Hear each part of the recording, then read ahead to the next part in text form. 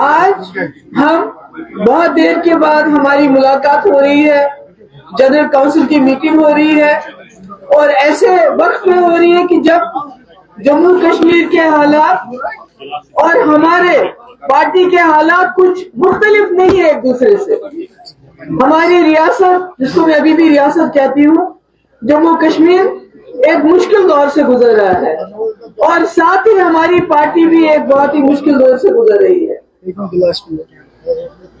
میرا یہ آپ سے کہنا ہے، اس میں گھبرانے کی بات نہیں ہے۔ ہماری پارٹی PDP بنی ہی ہے مشکل دور سے مقابلہ کرنے کے لیے۔ اگر آپ یاد کریں گے 99 میں جب ایک جماعت کے پاس 60 سے زیادہ MLA تھے، سب کچھ تھا، مرکز میں BJP کی سرکار تھی، وہاں بھی ان کا ایک وزیر تھا، یہاں بھی ان کی سرکار تھی، 60 MLA تھے، مگر اس وقت جو جموں کشمیر کے حالات تھے ان کا اگر کسی نے مقابلہ کیا، مجھے آج بھی یاد آتا ہے جموں کشمیر کا، خاص کر بالخصوص وادی کا وہ کوئی ڈسٹرکٹ نہیں ہے جہاں میں اور میرے ورکروں نے ٹاسک فورس کے خلاف، اخوانیوں کے خلاف، زیادتیوں کے خلاف دھرنا نہ دیا۔ اس وقت بڑا مشکل تھا دھرنا دینا۔ مجھے یاد ہے کئی بار میرے ورکرز نے مجھے کہا، محبوبہ جی آپ کیوں بات کرتی ہو اخوانیوں کے خلاف؟ یہ اڑانے خبر کا اتنا سامنے ID اڑانے پہ سے، ایسا ماحول تھا۔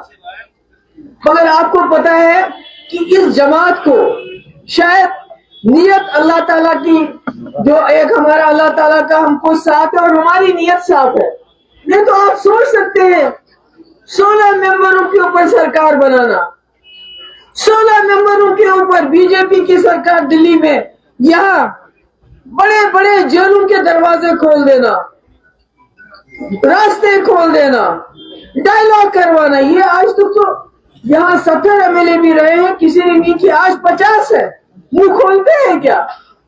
روشہ کھولا، بات کرتے ہیں۔ آج 2.5 مہینے ہو گئے بات چلتی ہے قیدیوں کی، ہم بات کرتے ہیں، مگر آپ نے کیا جو رولنگ پارٹی ہے ان کی زبان سے قیدیوں کا نام سنا 2.5 مہینے میں؟ سنا کہیں؟ سنا؟ اب خود سوچئے، ہم نے نہ صرف قیدیوں کو رہا کیا بلکہ بڑے بڑے لیڈرشپ، یہ گیلانی صاحب، یاسین ملک صاحب جو جیل میں ہیں، شبیر شاہ صاحب، ان کو رہا کیا اس وقت جب ہمارے پاس 16 ممبر اور دلی میں BJP کی سرکار ہے۔ آج بھی وہی ماحول ہے، آج بھی دلی میں BJP کی سرکار ہے اور یہاں نیشنل کانفرنس کے پاس 50 MLA ہیں۔ آپ خود ہی اندازہ لگائیے کہ جب میں کہتی ہوں PDP بنی ہے چیلنجز کا مقابلہ کرنے کے لیے، مشکلات کا مقابلہ کرنے کے لیے، اور ڈٹ کے مقابلہ کرتی بھی ہے۔ میں نے سنا، ابھی ہم کسی کی مخالفت نہیں کرنا چاہتے ہیں، لوگوں نے ان کو مینڈیٹ دیا ہے، ہم چاہتے ہیں کہ یہ لوگوں کے کام کریں، مگر مجھے حیرانگی ہوگی جب وزیر اعلیٰ صاحب نے کہا اپنی پارٹی کو آپ چپ ہو جاؤ، خاموش رہو، بات مت کرو۔ ہم تو سوچتے تھے یہاں جب ایک چنی سرکار آئے گی، چنندہ سرکار آئے گی، جو جموں کشمیر کی خاموشی ہے وہ خاموشی ٹوٹے گی، یہاں جو لوگ مصیبت میں پھنسے ہیں وہ بات کریں گے اور یہ لوگ ان کی بات کریں گے۔ بے روزگاری عروج پہ، اس میں بھی جو ہمارے نیٹ کے ایگزام، اس میں 50% پہلے پورے ملک کو جاتی ہیں سیٹیں، اس کے بعد جو بچتا ہے اس میں بھی جو اوپن کیٹیگری والے ناراض، ریزرویشن والے ناراض کہ ہمارا کوٹا کم ہے، اوپن کیٹیگری والے بتاتے ہیں ہمارے ساتھ ظلم ہو رہا ہے، بجلی کا کہیں نام و نشان نہیں۔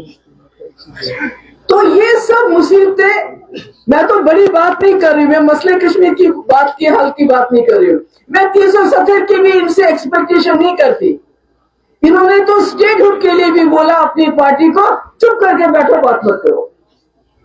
تو ایسے میں کون بات کرے گا؟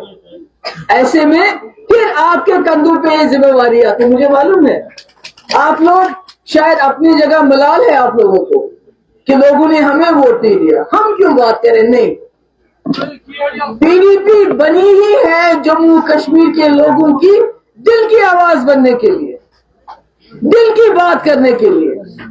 میں نے پرسوں میں کوئی دیکھ رہی تھی وہ ہلا بول, وہاں وہ سوال پوچھ رہا تھا. میں نے التجا کو بولا آج صبح, میں نے کہا آپ کے پاس ابھی کئی سوالوں کے جواب آپ کو معلوم نہیں ہے.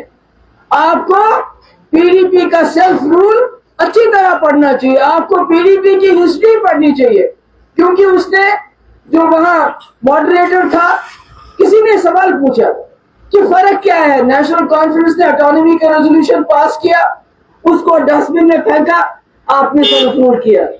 مگر اس کے پاس جواب نہیں تھا. میں نے کہا جواب یہ تھا کہ ہمارے پاس ریزولوشن پاس کرنے کے لیے میجارٹی نہیں تھی, مگر اس کے باوجود ریزولوشن پاس کیے بغیر ہم نے سیلف رول کو امپلیمنٹ کرنے کی شروعات کی. سیلف رول کیا ہے کہ بارڈرز کو ختم کر دو, بارڈر ختم کرو. جموں کشمیر میں ڈی فیکٹو آزادی ہو, ڈی جورے جو ہے وہ رہے. ڈی فیکٹو آزادی, فریڈم کیا ہوتا ہے کہ آپ دنیا کے کسی کونے میں بھی چلے جاؤ کسی رکاوٹ کے بغیر. مظفر آباد راستہ تو سیلف رول کا ہی ایک حصہ تھا, راولا کوٹ راستہ تو سیلف رول کا ہی حصہ تھا, پاکستان کے ساتھ بات چیت سیلف رول کا ہی حصہ تھا, حریت کے ساتھ بات چیت سیلف رول کا ہی حصہ تھا.